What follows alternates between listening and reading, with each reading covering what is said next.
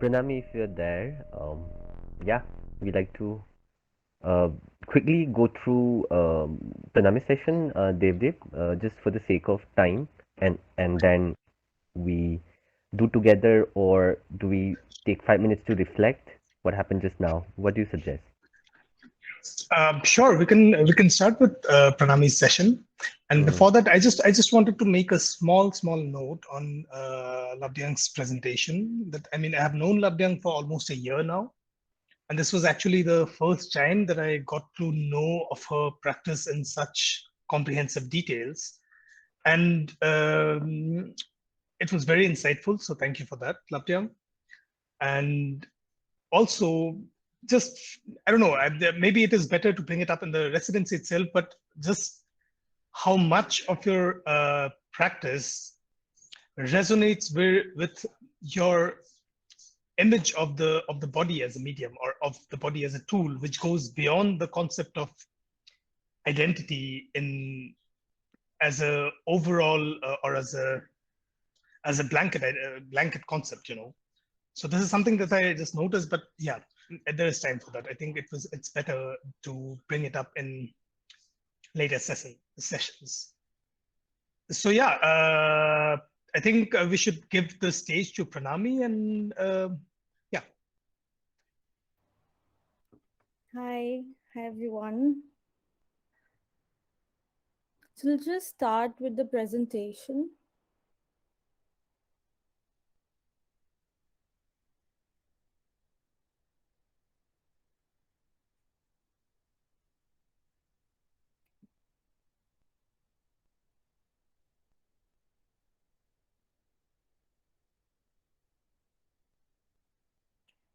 Can you see my slide? Yes. Okay. So hello everyone. My name is Pranami Rajbangshi, and I would like to firstly thank Northeast Lightbox and Northeast Network for opening these opportunities for creative practitioners from Northeast of India and organizing these residency program and selecting me in this. I'm really glad to be present in it and excited to be a part of it. So you can see my next slide, right? So before beginning with my presentation, I wanted to share this photograph, which is a self-portrait of Francisca Woodman. She's an American photographer, and on the right, of course, that's me, and that's my self-portrait. So Francisca Woodman is an American photographer, and she uses her body as a site to talk about um, to bring her fantasies and realities in a semblance. So basically, she photographs herself in different architectural spaces um, mm, and um, and tries to talk about how uh, these photographs um, it was a very early time when she was photographing, right? So it was around 1960s or something. But in that time as well, um, her photograph went ahead of its time. Her style of photography went ahead of its time and beyond the realm of photography. And one of her like she would be elaborately making these sketches, drawings, and planning the photographs. And that's what interested me. And this is the first this is the first photographer that I came across in one of my class, in one of the courses that I had in NID. And when I was doing, I'm still a student at the National Institute of Design. I'm a master's student. So in one of the courses, our class was divided in, the different students were asked to present in different, like they were given different regions. So they have to analyze the photography of that particular region and talk about the photographers that comes from that region, and then they would be presenting it to class. But for me, like my faculty asked me to give a presentation on women photographers, and of the many people and of the many photographers are presented, Francisca Woodman was the first one, and her self-portraiture, and this inspired me a lot, and this also would in my subsequent projects, this would uh, have an impact. So I wanted to start the presentation with her photograph in mind. And yeah, so basically before I joined NID, my idea of photography was largely um, about the skill of it, like the photography, the camera as a tool, the technicalities of it, because I had seen that in my surroundings as well. I had seen people practicing photography, mostly men, like my male friends, and they would be focusing a lot on the tool, on the equipment that they were carrying and all that. So so that was in my mind throughout, and but I had a like I always because I was taking images, I was making images through my smartphone, and it never felt in like it was not um, it was not the perfect images, it was not following the perfectness that was expected in my images. So but in an ID, when I my actually when I got to know about different photographers coming from different regions of the world and their practice, which went beyond photography, I started to gain validation of the discomfort that I was initially having because of the smoothness, the perfectness, the skill that was focused on in photography. So yeah. So my first project that I had explored as in photography as a photo project was with Rituparna. Rituparna is a fellow collaborator in this residency as well. So I would like to show a few photographs of that. So just this is a photograph of what can you see? Can you? I'm just getting a little confused on the slide. Can you see a handmade photo book, a picture of a handmade? Okay, okay. Thank you. So basically, in this, so there are multiple images in this in this picture book, but I'm just sharing the work with Uparna. So this was a very amateurish work on my level of intellectuality, but the form and the idea of it struck my mind when I met Rituparna. I was really interested to photograph her because of the way she was expressing herself. And this was the first time when I had formed a dialogue between the photographer, that is me, and the subject through the camera. And it helped me understand photography in a more humane way, and to try to build a connection between the subject. So this is the first photograph. The on the right, the image of the photograph is there. On the left, I had made the small written notes that was expressed to me by the subject. I mean, in this case, Rituparna had expressed to me during the shoot and also before that. So in this photograph, she was telling me about how, like, in her childhood, when it would be raining, and she would just play around with her mother's sador, and she would drape around herself and feel so beautiful about it. And then that remained in my mind, and I made this photograph.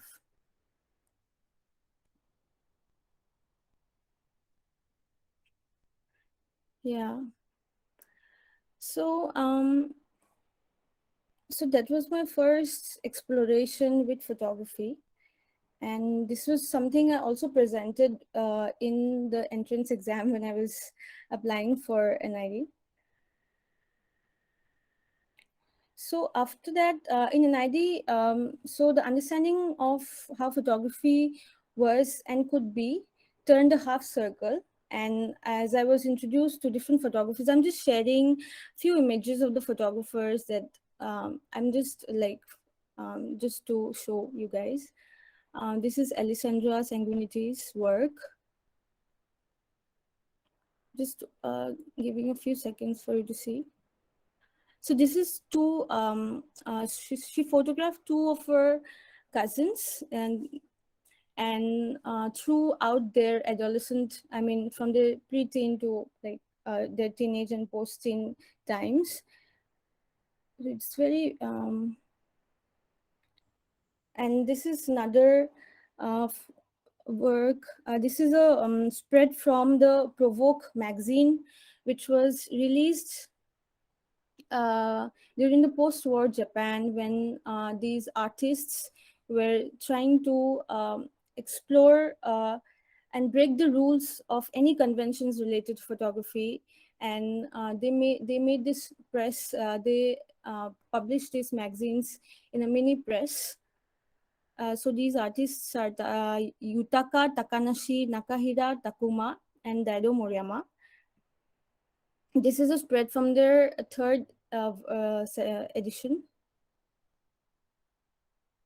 So why am I like showing these pictures of these photographers? Because in an idea, I had started to ask these questions to myself, and also the course injected these questions into me, that why do we even make a photograph, and what does that mean to us?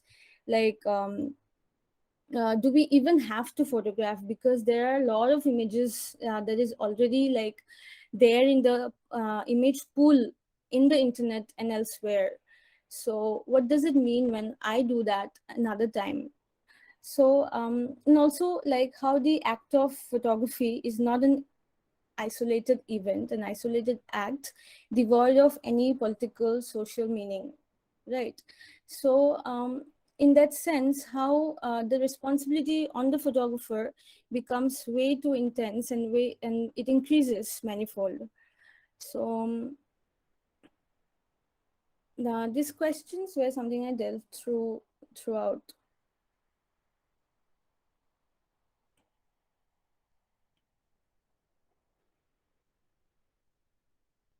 Now, this is another work by Manit Srivanich Pom.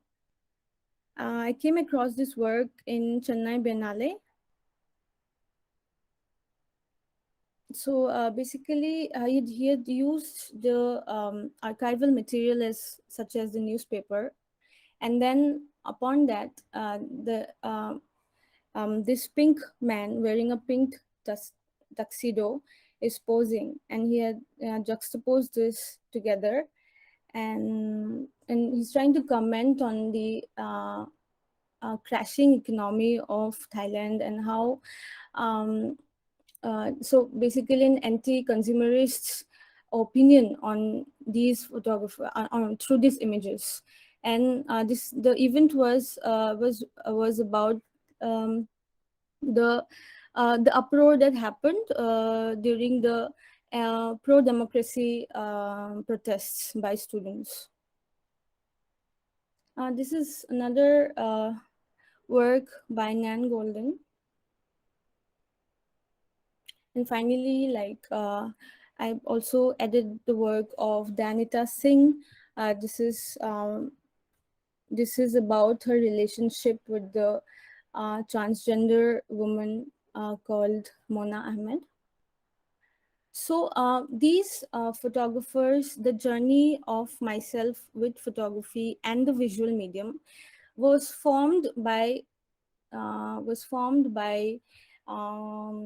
me getting introduced these kind of works. Therefore, I wanted to bring them into my presentation as well. And so more and more I knew about these practices, my practice got more fluid. My practice went fell into the intersections of visual communication design, research, and photography and writing. So all of that together formed what I did with my subsequent projects and how I imagined them. Um, yeah. So during the COVID-19 pandemic, the outbreak that happened, I was in my fourth semester. I was in my fourth semester in NID, and we suddenly got a message that you just have to leave your hostels and go back, and you will be back in 14 days. So I just thought I'd be back in 14 days, and I just stayed back in Gujarat. And that 14 days lasted till 2 months, and I felt really stuck in a space away from home. And after that, after like numerous applications to the chief ministers of both the states, they arranged a bus for all the stuck students from the northeast, and they brought us back, and we had traveled 5 states in that bus journey. And so the time was such that we were fearing that we would be the carriers of the virus. We would be contracting virus amongst each other, and also, but our intent of reaching home was immense. So we all came in, and then at home we had to quarantine ourselves for 14 days. And in that time, I happened to also menstruate. Okay, so so that thing so that thing triggered a memory in me about myself when I was 12 years old, and I was menstruating alone in my room. And in so basically in Assamese, according to Assamese Hindu rituals, you when you first menstruate, when you first hit puberty as a woman, you would be isolated in a space, in a room in your house where nobody was allowed to come, especially men, even if it's your brother or your father. And you would be only visited by a woman in the evening who would be lighting an ardal lamp, and who would be telling you stuff like, you cannot do this, you cannot do that from now on, now everything has changed for you, and you would have to maintain this some kind of purity that it was expected from you. And and at the same time, even though they were celebrating my arrival to puberty, and me hitting like puberty was in a celebration for them, but at the same time um, they would be telling me rituals and telling me stuff that uh, would mean, and actually it's very directly, it would mean that you are an impure body, like your body is impure if you're menstruating, and you would be abstained from going to certain spaces in your home, like your kitchen, or touching anybody, and so many things. Okay, so that memory, and this memory, when I am in my room isolating myself because I am supposed, I might have the virus within me.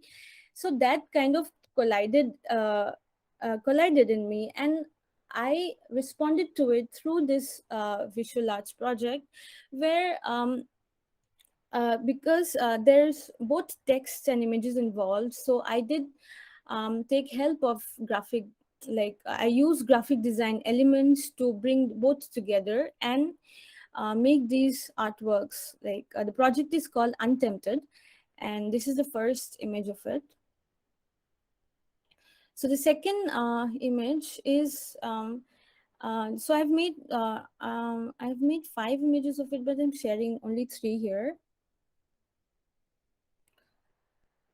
So this project was also an iteration of this project was also exhibited in the Through Her Lens Reframing the Domestic exhibition by online. It was an online exhibition, but also like they made another attempt to show it offline via anything under Zuban. So this was exhibited under Zuban, and also in the annual graduation show of my college, NID.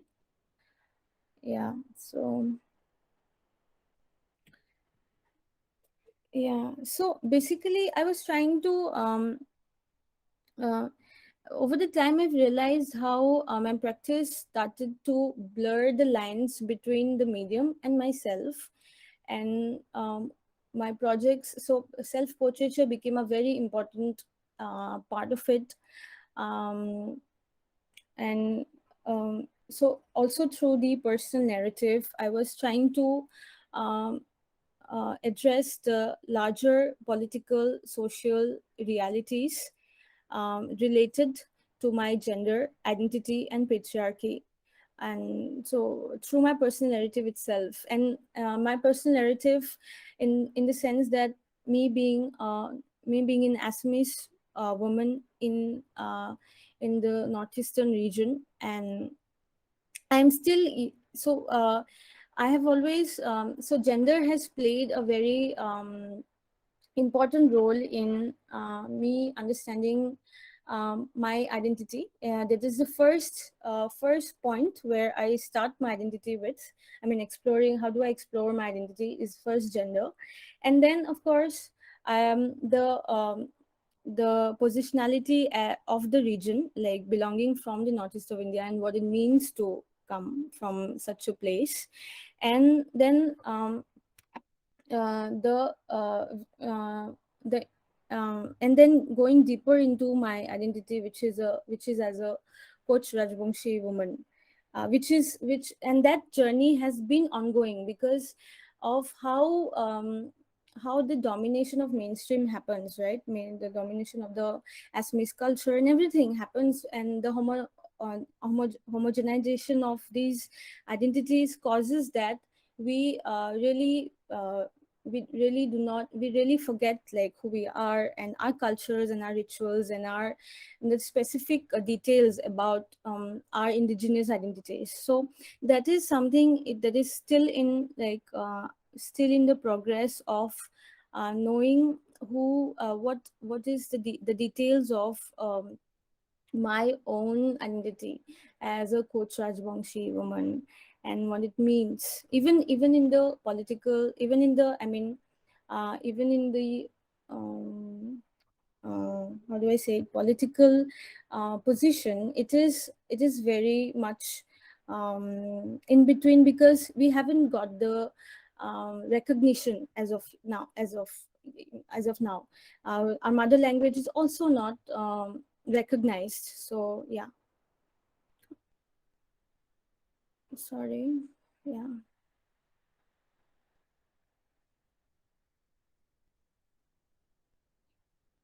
Which slide can you see, Rai? The one with the window and a Okay. purplish reddish cloth. Okay. 1 second. Supposed to have another. Uh, so um so when I came back home, so when I was stuck, so I'm going back to the time when I was in Gujarat, because that was a very it was for everyone. It was a very intense time, right? And what it meant to be away from home, I realized then, like uh, very much. So and how home meant not only the presence of the family members, but also the also food and other rituals, specifically food. And the politics of food played a very important role, and I missed home like anything.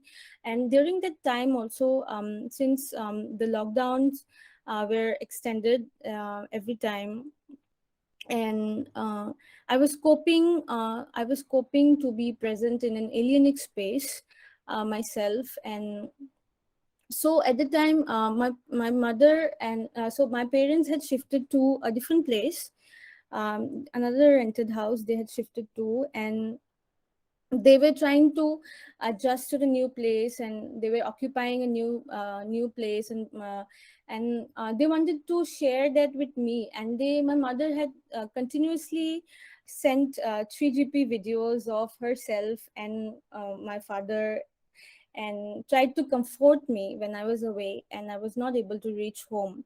So and and in that response, I had also like shared what shared images that I made, or small clips that I made made, and I sent it to her to reciprocate the comfort. And then because yeah, it was a stagnation of time, I was also spending a lot of time in the internet like everyone else, and I was basically getting to know about everybody's life, like everything about everybody's life, because people would be posting stories all the time about the dog, about what they are eating, what alcohol they're drinking. So so all of these um, I was trying to understand like what all of these together was doing with me. When I'm consuming this all the time from morning till night. What is it doing to me? Um, and so I made a small video. And I also submitted that as part of my design project. And yeah, so I wanted to show this because I how like how because my um, because the medium photography is not fixed for me, and how other mediums also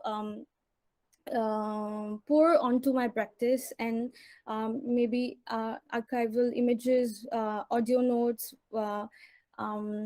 pictures, all of it comes together, and um, me attempting to bring together, use all of these mediums to express myself. So I just play the video and you'll understand. I'm just sorry, I'm speaking a lot.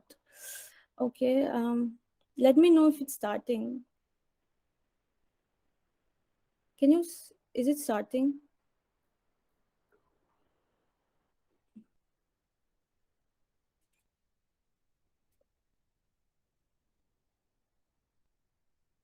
Can you hear? Because I can't hear. Not able to hear right now. No, right? Why not?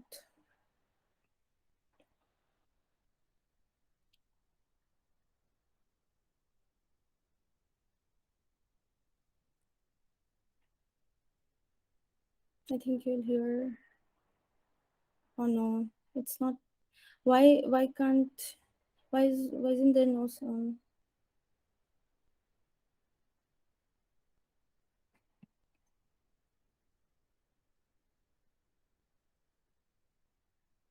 Mm. Can I stop sharing and reshare? Probably. How So to? I think we all are learning. Like Dave, this is trying to learn how to, give sound, permission. Yeah, yeah, We all are learning. Also, Pranami, yeah.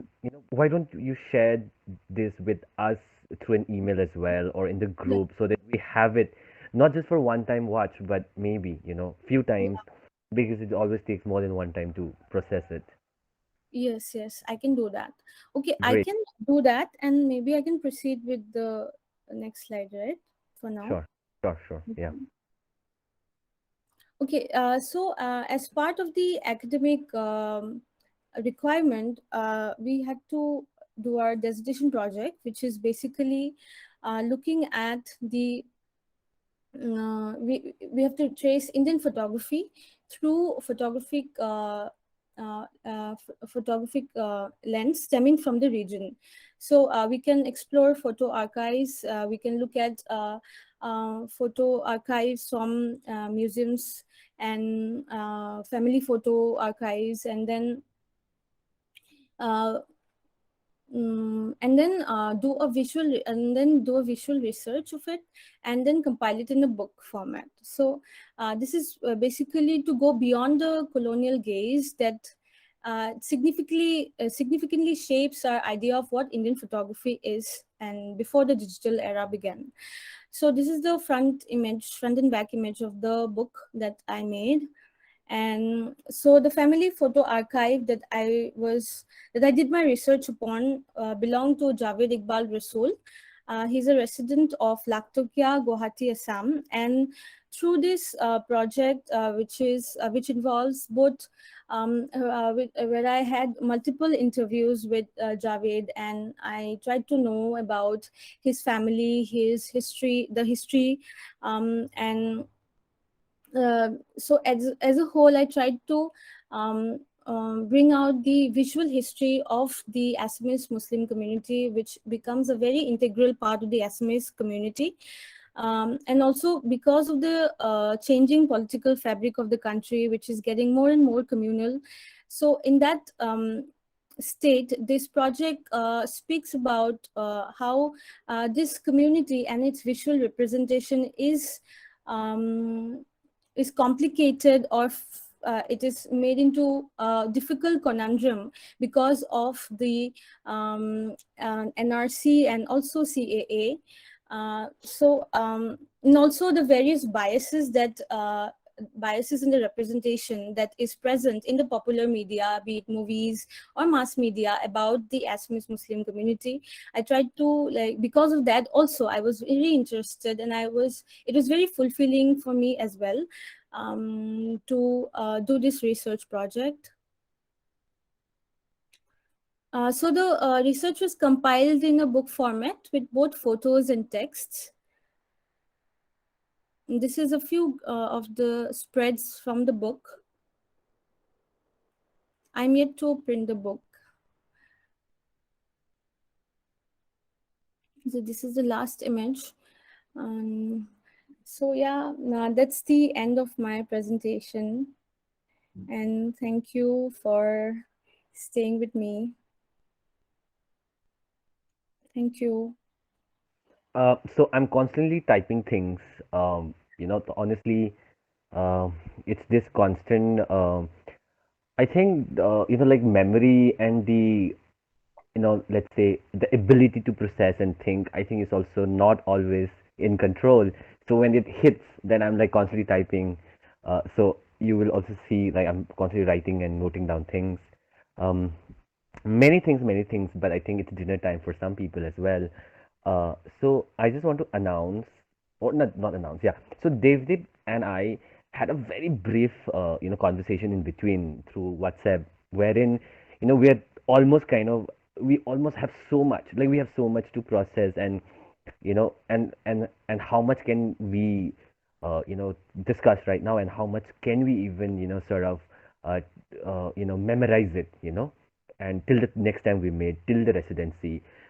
So given that in mind, I suggested Devdeep that we note down few key points that we felt collectively, let's say provoking, and send out through an email or the WhatsApp group, and come back next time and maybe have an explosion of thoughts next time before we are tired out.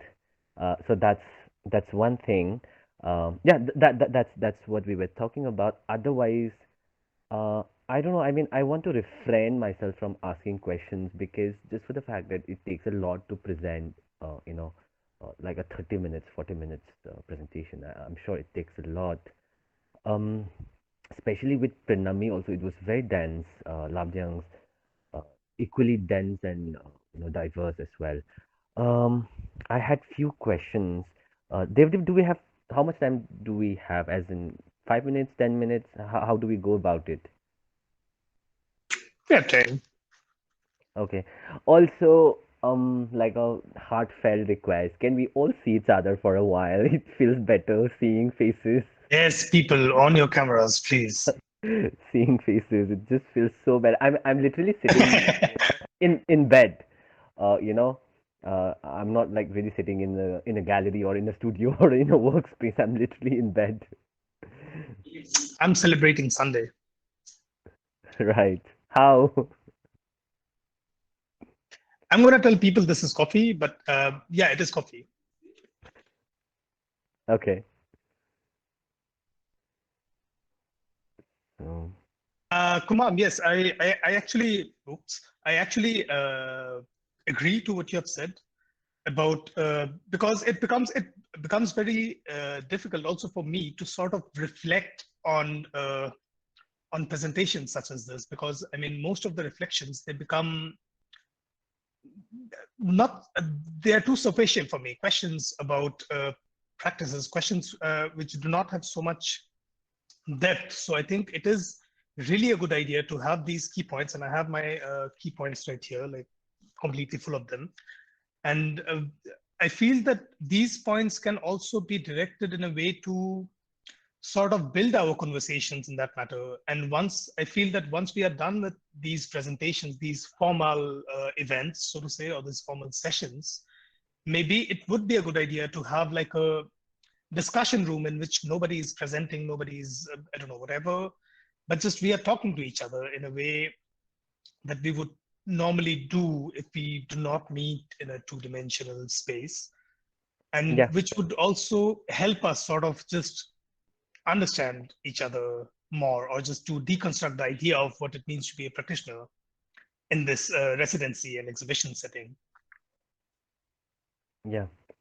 Also, just to take that one step further, Devdeep, and I really need, let's say, mm, honest, a response from everyone here, because, I mean, it should be a collective, I think, process, right?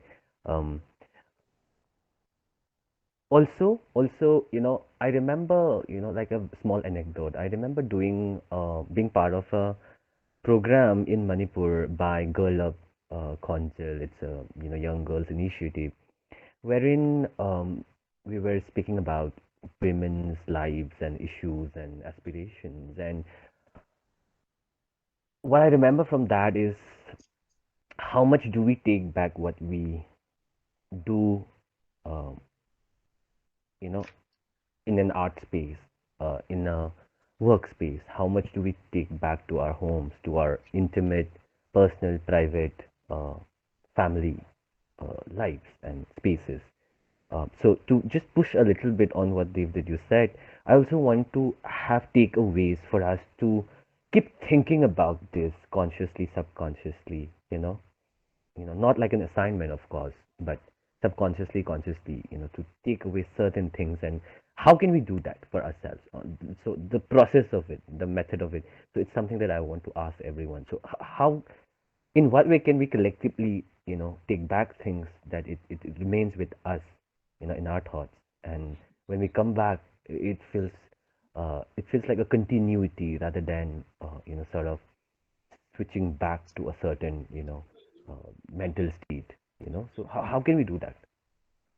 I think for me, it's a pretty straightforward answer, so to say, that when we are in this residency setting with especially about this residency program, I think with the people, with the collaborators that are involved, we stop being observers to presentations, and we see them as collaborators, as collaborations, as things that we are actually witnessing that can help us grow in our own practice. That something that we can take from people who are presenting, that we can discuss, that we can criticize, that we can just expand on without being concerned about what the other person is going to feel if I say, oh, I don't like this work, or if I say, oh, just to be more open, just to be a little bit more vulnerable, rather than just uh, being in this comfort space of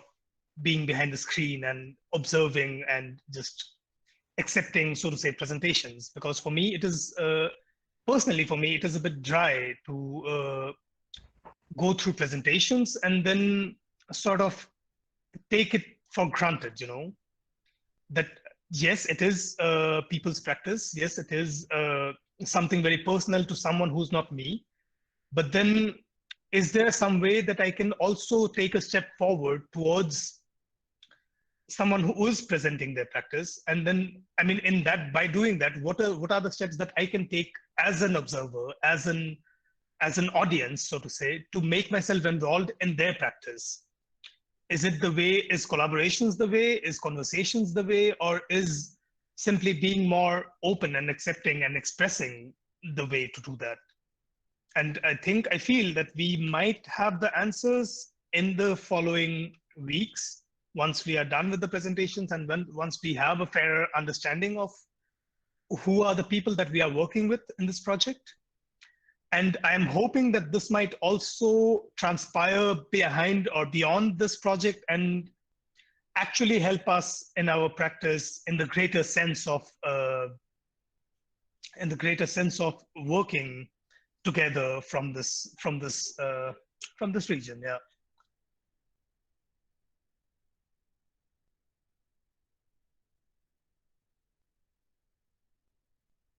Kumar, your voice, I can't hear you.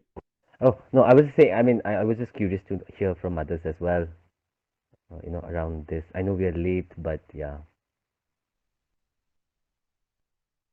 I think, like for me, because I think I just presented my work today, and what I realized was that as we're working with all of us practitioners in our own fields, one difficulty that I find is that, or at least personally, while I was presenting my work, is that um, I was talking about a process or all these different productions that happened over a long period of time, like, many years.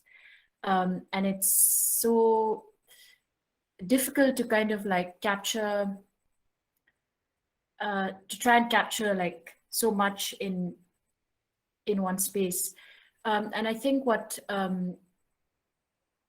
Devdeep had, you had said that over the weeks, as we do need time to process each other's work. And I also agree that we shouldn't just be observers, and we should try and speak out as much as we feel, whatever reactions, whatever responses, whatever feelings, what triggers us at whatever moment. I think we need a space for that, where we feel comfortable with that. We do need, all the practitioners here together. And perhaps because from last week that we got a glimpse of what Aku's work is, Chinrumi's work is. Now we have Pranami's work, my work, and there's so much I can understand to process. And when we get to the other collaborators as well, so perhaps in the next few weeks things will open up more, understanding where each of us come from. But I would definitely want to be in a space to be open to conversation about how we see each, because a lot of this stuff is also personal. I think as a practitioner and as an artist, you tend to get into this very personal space and say, this was how I did my work, this was my process, become so much my. But as a collective, how do we address the my, I guess, and how it relates to the work that we're going to do, especially with material like that NEN has, the archives, which is really, really sensitive material, which has to move beyond just my process into something more.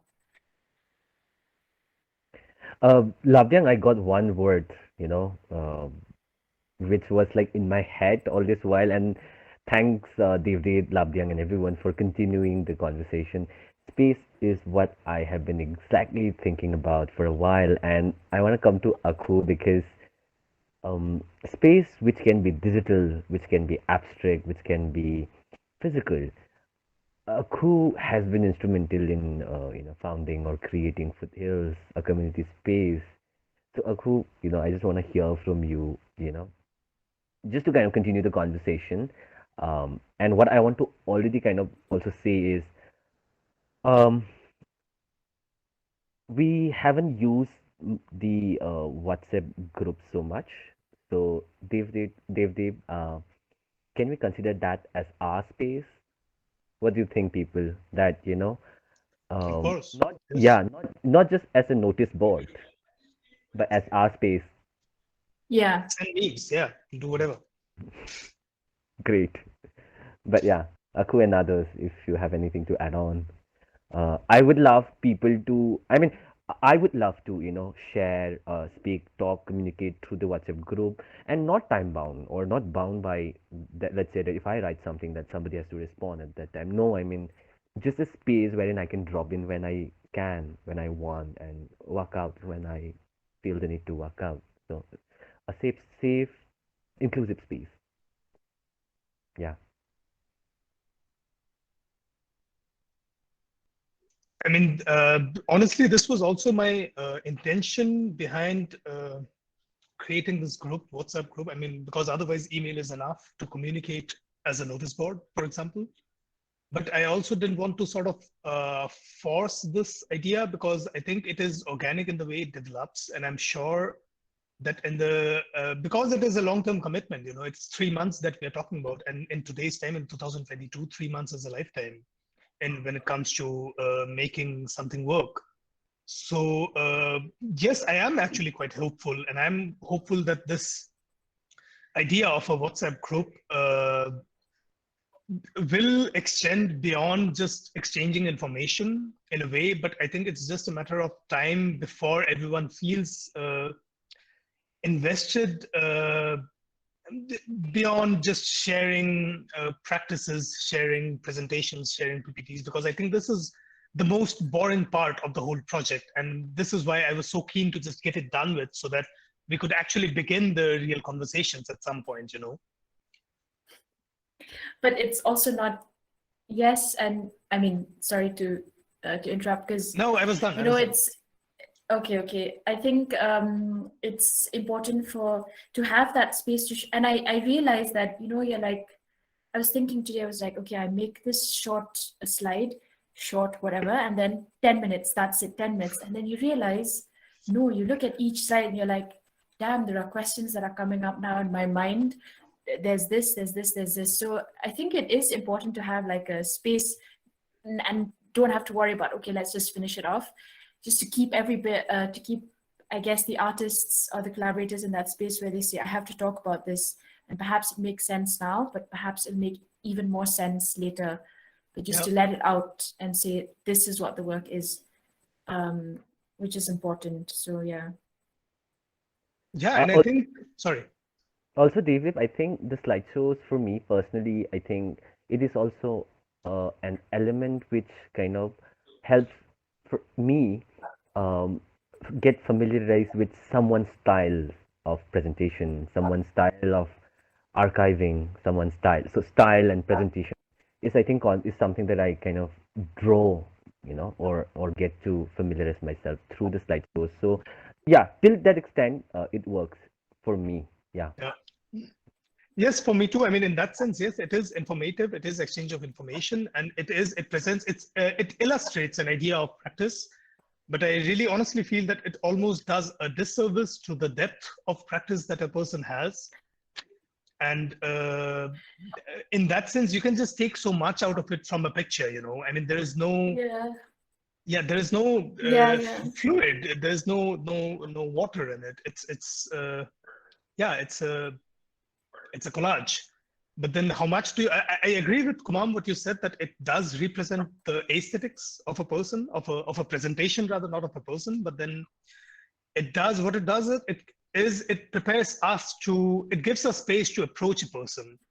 You know, like, I mean, for example, what I was speaking about Labdyang, that I know her since a year, but then we know each other since a year, but then we never had this chance or this opportunity to actually go deeper into explaining or illustrating our practices to each other. And by what I had witnessed today, it actually gave us, or it gave me a couple of ideas that I know that I can bring up the next time I see her and the next time we meet, you know. And these nodes, these small nodes, they become these avenues for conversations. They become these sparks that can generate who knows what, you know. So yeah, extremely important points, or extremely important aspect of sharing these presentations, but equally important to carry these information ahead beyond a two-dimensional space. Definitely. Yeah. So looking forward to have more conversations on WhatsApp group. If not conversation, maybe at least sharing, you know, like sharing. Yeah. Yeah, I'm happy In that a- these conversations are becoming intense more and more with every session. Yeah, I'm looking forward and to how they keeping show it up. and David, being mindful of time, I think we're 8:30 now. What do you suggest? Yes, my God. Yes, we have to stop. I have to cook at some point. Yes, okay. I think today was today was a good day, and today was a good presentation. And thank you so much, Pranami and Labdyang, for presenting your practices to us, for showing this illustration of your practices. And thank you, Kumam, also for being such a nice host for this session. And thank you to everyone else outside this NEN residency group who connected. I hope that you have something to take out of this, and it's just not a like a I don't know, like a way to spend your time. But yeah, today was good. We meet on what? The next Tuesday? day we have not decided, but I think I just have to run through every one of us again. Like, hey, does Monday, Tuesday, Wednesday, Thursday, which day work? So yeah, post working hours and meeting briefly, maybe ideally 45 minutes or 1 hour. Yeah, Definitely. Let's do that. Yeah. All right, great. This was I don't want to leave this conversation in space right now, but I think I have to leave and catch up with some Sunday things. Yes, get back to the Sunday vibe. Yeah. Thanks, people. See you soon. Not see you soon. See you around. Thank you so much, everybody. And yeah, we see each other soon. all right. Yeah. Bye. Bye-bye. Bye-bye. Bye. Bye.